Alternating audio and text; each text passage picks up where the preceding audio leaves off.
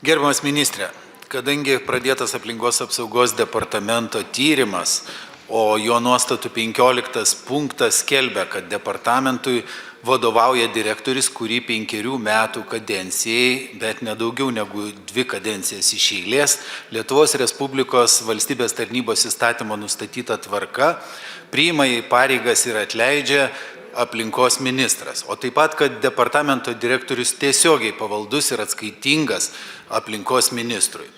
Kaip esant tokiai situacijai, kai jums pavaldi institucija tyria jūsų veiklą, galima būtų būti tikriems, kad tyrimas bus objektyvus ir skaidrus? Ar nemanote, kad kol einate savo pareigas, objektyvus veiklos tyrimas įmanomas tik tais jums tuo metu nedirbant savo tiesioginėse pareigose? Ar galite įsipareigoti, kad tyrimo metu nedalyvausite jokiuose darbiniuose formatuose ir neturėsite darbinių santykių su departamento darbuotojais tiesiogiai arba per trečiuosius asmenys?